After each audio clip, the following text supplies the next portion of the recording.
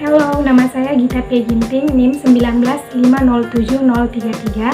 Saya dari Fakultas Matematika dan Ilmu Pengetahuan Alam, Prodi Pendidikan Biologi, Universitas Negeri Manado. Saya membuat video ini untuk memenuhi tugas mata kuliah Struktur dan Perkembangan Tumbuhan dari dosen Dr. Anace Lihiang MP dan Dr. Jusi Wisje Mary Warowu MPD. Di sini saya akan membahas materi tentang struktur sel pada tumbuhan. Pertama, kita akan membahas tentang pengertian sel tumbuhan menurut para ahli dan menurut saya sendiri. Pertama, menurut Matthias Kleiden, yang merupakan seorang ahli anatomi tumbuhan. Ia menyatakan bahwa sel merupakan kesatuan struktural dari kehidupan. Yang kedua, yaitu Max Schultz dan Thomas Huxley. Mereka menyatakan bahwa sel merupakan satu kesatuan fungsional kehidupan. Sel tumbuhan menurut saya adalah bagian terkecil dari setiap organ tumbuhan yang menjadi bagian penggerak dari tumbuhan itu sendiri. Kedua, kita akan membahas struktur sel tumbuhan. Struktur sel tumbuhan terbagi menjadi beberapa bagian, yaitu bagian A, inti sel tumbuhan atau nukleus. Inti sel tumbuhan atau nukleus merupakan organel sel yang berada di dalam sel eukariotik. Apa sajakah yang terdapat di dalam nukleus? Dapat kita lihat pada gambar. Yang pertama, selaput inti. Selaput inti terletak di bagian luar nukleus. Yang kedua, nukleoplasma. Nukleoplasma merupakan cairan kental yang terdapat di bagian dalam nukleus. Yang ketiga, kromatin. Kromatin adalah kompleks protein dan DNA yang terdapat pada nukleus. Yang keempat, nukleolus atau biasa disebut dengan anak inti. Nukleolus atau anak inti adalah organel sel yang terletak di dalam nukleus dan berukuran lebih besar dari kromatin. Selanjutnya kita akan membahas bagian B, yaitu sitoplasma. Sitoplasma adalah cairan kental seperti gel yang mengisi rongga di dalam sel. Fungsi sitoplasma ada dua, yaitu pertama, sebagai media suspensi bagi partikel-partikel kecil dan organel-organel sel.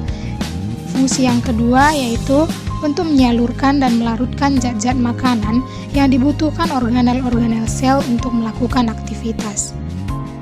Selanjutnya, kita akan membahas bagian-bagian dari sitoplasma. Yang pertama ada sitosol. Sitosol merupakan cairan kental yang terdiri dari air, garam, dan senyawa-senyawa organik.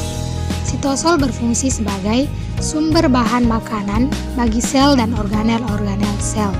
Yang kedua, ada inklusi sitoplasma.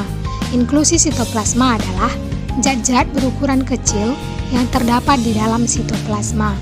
Fungsi dari zat-zat inklusi beraneka ragam, tergantung jenis dan karakteristik zatnya. Yang ketiga, ada organel-organel sel pada tumbuhan. Organel-organel sel pada tumbuhan terbagi menjadi 9. Yang pertama yaitu ribosom. Ribosom adalah tempat protein disintesa yang terdapat di dalam sitoplasma. Yang kedua, retikulum endoplasma atau biasa disingkat dengan RE adalah jalur yang menghubungkan nukleus dengan sitoplasma. Terdapat dua jenis RE, yaitu pertama RE halus dan kedua RE kasar. Yang ketiga ada mitokondria. Mitokondria adalah organel sel yang berbentuk bulat lonjong seperti sosis yang biasanya digunakan untuk menghasilkan energi pada tumbuhan. Yang keempat, badan Golgi. Badan Golgi adalah organel sel yang berbentuk kantung tipis yang tersusun secara berlapis-lapis yang digunakan sebagai alat sekresi pada sel. Yang kelima, kloroplas. Kloroplas adalah organel sel yang berbentuk bulat lonjong dan berwarna hijau yang biasa digunakan sebagai tempat fotosintesis. Yang keenam, vakuola atau rongga sel. Vakuola atau rongga sel adalah tempat menyimpan zat-zat makanan seperti protein dan zat gula. Yang ketujuh ada mikrotubulus. Mikrotubulus adalah media transportasi zat yang menjaga tekanan di dalam sel untuk membantu replikasi kromosom. Yang kedelapan, mikrofilamen. Mikrofilamen digunakan sebagai kerangka yang mempertahankan bentuk sel agar tidak berubah-ubah. Yang kesembilan adalah peroksisom. Peroksisom adalah organel sel yang berukuran kecil yang dilapisi oleh membran tunggal yang digunakan untuk mengurangi hidrogen peroksida melalui proses fotorespirasi. Selanjutnya kita akan membahas bagian C, yaitu mengenai membran sel atau dinding sel. Membran sel atau dinding sel adalah lapisan terluar yang menyelubungi seluruh badan sel. Membran sel tersusun atas fosfolipid dan protein. Fungsi utama membran sel adalah untuk melindungi bagian dalam sel dan membatasinya dengan lingkungan di luar sel.